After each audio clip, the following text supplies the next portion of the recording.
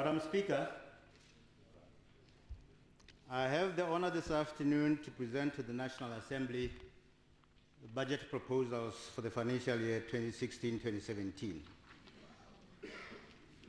Madam Speaker, the 2016-17 budget marks the end of the 10th National Development Plan, NDP 10, whose implementation was characterized by slow growth in both the global and domestic economies. It is therefore an opportune time, I suggest, to reflect on our achievements during NDP 10, as well as determine how best to address the persistent development challenges facing this country, such as unemployment and poverty. Among the achievements by government was the ability to support the growth momentum in the domestic economy during NDP 10, despite the fact that implementation of the plan coincided with the global financial and economic crisis of 2008-2009. In the face of the crisis, this government demonstrated its prudent stewardship in economic and financial management and acted decisively by adopting a proactive fiscal stance to support domestic economic activities. As a result, Madam Speaker, the average growth in the domestic economy over the planned period is now expected to be around 4.5% compared to the initial 3.3% forecast at the beginning of the planned period. Most importantly, the use of fiscal policy to support growth was done responsibly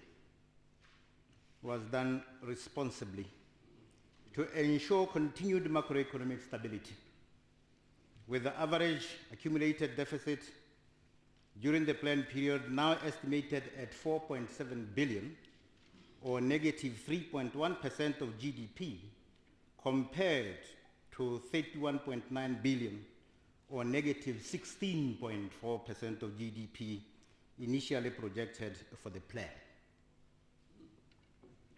Monetary policy also remained supportive over the planned period, with inflation decelerating towards the lower end of the Bank of Botswana objective range of 3 to 6%, while the exchange rate policy resulted in a stable real effective exchange rate, which is a necessary condition for promoting competitiveness of domestic industries. Despite the achievements in the macroeconomic area, Madam Speaker, the government's effort to address development challenges facing the country was constrained by the continued weak recovery of the global economy. The prolonged depression of commodity prices, especially diamonds, has further weakened domestic economic prospects. In addition, the shortage of water and electricity, which we are now familiar with, which are key inputs in driving economic activities, has also undermined domestic growth prospects. Madam Speaker, the constraints I have just outlined led to a significant downward revision of the domestic growth forecast for 2015, prompting government to adopt the economic stimulus program as a strategy to boost growth, to promote economic diversification, and create jobs. ESP is aimed at supporting domestic economic activities in the short term, while providing a foundation for a sustainable growth path in the economy in the long term through investment in infrastructure development. In this regard, a strategic approach was adopted in the selection of sectors for intervention based on the potential for growth and job creation. The implementation of the ESP is scheduled to start in earnest in 2016-17 financial year. The extension of NDP 10 by an additional year to end in 2016-17 means that any new projects under the ESP will therefore be approved through this budget. The intention under the ESP is to accelerate implementation of these programs and projects. The intention under ESP is to accelerate the implementation of these programs and projects. I will return, Madam Speaker, to some of the elements of this program in my presentation of the 2016-17 budget proposals. Madam Speaker, the preparation of the budget proposals for 2016-17 financial year was guided by priorities as presented in the 2016-17 budget strategy paper. These priorities were discussed extensively during the budget PISO, or the PISO, which were held with relevant stakeholders late last year. Among the top national priorities to be addressed through the 2016-17 budget are economic growth, employment creation, and poverty eradication. Accordingly, Madam Speaker, resources are proposed for allocation to: 1. Infrastructure development to address the challenges of inadequate water and electricity supply. 2. Social infrastructure to address existing backlogs of classrooms and health facilities. And 3. Land servicing to facilitate business opportunities. In many respects, Madam Speaker, the 2016-17 budget is a transitional budget, specifically from NDP 10 to NDP 11, from Vision 2016 to Vision 2036, and from the United Nations Millennium Development Goals, MDGs, to the Sustainable Development Goals, SDGs. Efforts were therefore made during the preparation of the 2016-17 budget to ensure that it lays a sound foundation and expenditure path for NDP 11. The preparation of Vision 2036 is underway, as we are all aware, while the SDGs were adopted by the United Nations General Assembly in September 2015. A full alignment of Vision 2036 and the SDGs with the annual budgets will be achieved through the implementation of NDP 11, whose preparation is at an advanced stage, and I plan, all things being equal, to present its drafts to this Honourable House in July this year. At this juncture, Madam Speaker, I wish to review the global and domestic economic performance and outlook, which provide the context for the 2016-17 budget proposals. And I will start with a global economic review. Madam Speaker, according to the World Economic Outlook released by the International Monetary Fund in January 2016, last month, growth in the global economy was 3.1% in 2015. This is a lower than growth rate of 3.4% achieved in 2014. World output growth is, however, expected to improve slightly in 2016 to reach 3.4%. Growth in advanced economies remained modest during 2015, registering only 1.9% from 1.8% recorded in 2014, and is projected to reach 2.1% in 2016. The outlook for 2016 is underpinned by the strengthening of growth in emerging and developing economies, which is projected to reach 4.3%. The downside risks to such forecasts include the continued slowdown in the growth of the Chinese economy, weaker growth in oil exporting countries, and declines in other commodity prices, including diamonds. Given that economies to a large extent are integrated, Madam Speaker, the weak global economic prospects impact negatively on the performance of sub-Saharan Africa, which includes Botswana. Consequently, the growth in the sub-Saharan Africa countries is expected to have declined to 3.5% in 2015, down from the 5% that was achieved in 2014. Now, regional economic review. Madam Speaker, the economic performance of the Southern African Development Community SADC region mirrors that of the global outlook. According to the same World Economic Outlook of January 2016, only two member states, namely Mozambique and the Democratic Republic of the Congo, are expected to surpass the region's real GDP growth target of 7% in 2015.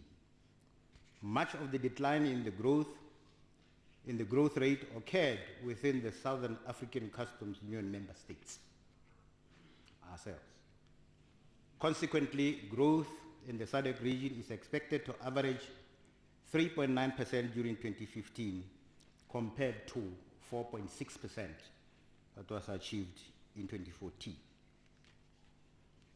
I now move to domestic economic review, most importantly, and I'll start with economic growth. Madam Speaker, the continued slowdown of growth in the global economy, particularly in the major markets for our diamonds, has had profound impact on the domestic economy.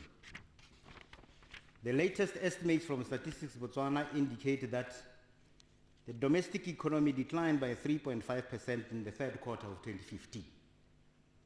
As a result, the growth estimate for 2015 has been revised downwards from the earlier estimate of 2.6% to 1%. This compares to the growth rate of 3.2% recorded in 2014. Contributing to the slow growth in the domestic economy in 2015 was the mining sector, which declined by 14% in 2015 due to the reduction of diamond production. The water and electricity sector also registered a decline of 104% due to continued water and electricity supply challenges. Growth in other non-mining sectors is also estimated to slow down, reflecting the effects of water and electricity shortages on the domestic activities. However, Madam Speaker, a modest recovery in the domestic economy is expected in 2016, indeed in 2017 as well, with growth rates projected to be 4%, 4.2% and 4.3% respectively, underpinned by recovery in both the mining and non-mining sectors. I move to monetary policy and inflation as part of the domestic economic review. Madam Speaker, to support growth, an accommodative monetary policy stance was maintained during 2015, with the bank rate being reduced from 6.5% at the beginning of the year to 6% in August 2015. This reduction was consistent with the inflationary outlook and was expected to reduce the cost of borrowing for investment in the country. Over the 12 months to December 2015, annual inflation rate fell from 3.8% in 2014 to 3.1% in 2015. This was driven by the decrease in fuel prices, which were adjusted downwards in February, August, and December 2015, following a decrease in crude oil prices worldwide. Something about balance of payments and foreign exchange reserves. Madam Speaker, the preliminary overall balance of payments for 2015 is estimated at 3.3 billion pula as at November 2015, a decrease from 11.4 billion recorded in 2014. The current account surplus is estimated to fall from 22.9 billion in 2014 to 12.9 billion in 2015. Exports of goods and services are estimated to decrease by 18.6% in 2015 due to the weak global demand for rough diamonds, while imports are also projected to decline by 8.1%. Madam Speaker, the level of the country's foreign exchange reserves stood at 84.9 billion in December 2015, an increase of 7.3% from the 79.1 billion in the previous year. Expressed in US dollar terms and special drawing rights terms, the foreign exchange reserves were equivalent to US dollar 7.5 billion and SDR 5.5 billion respectively. This represents an equivalent of 19 months of import cover of goods and services. The increase in foreign exchange reserves in Pula terms, was mainly due to the depreciation of the Pula against major international currencies. Madam Speaker, most importantly, of the total amount of reserves in December 2015, government investment account, which is government savings, amounted to 35 billion Pula. What this means, honorable members, is that what is at the disposal of this government is not 84.9 billion Pula total, but 35 billion Pula. While this portion of reserves is available for government use, it is important that the use of these reserves is restricted to investment in high-impact projects with potential to bolster economic growth and thus contribute to future budget surpluses needed to rebuild the depleted reserves as we use them. Exchange rate developments. The annual review of the Pula exchange rate mechanism, which took place in December 2015, resulted in maintaining the current basket weights of 50% South African rand and 50% IMF SDR, while the rate of crawl was changed from 0 to an upward rate of 0.38% per annum for 2016. This is in line with the expected monetary developments in Botswana's major trading partners. In terms of the bilateral exchange rate movements in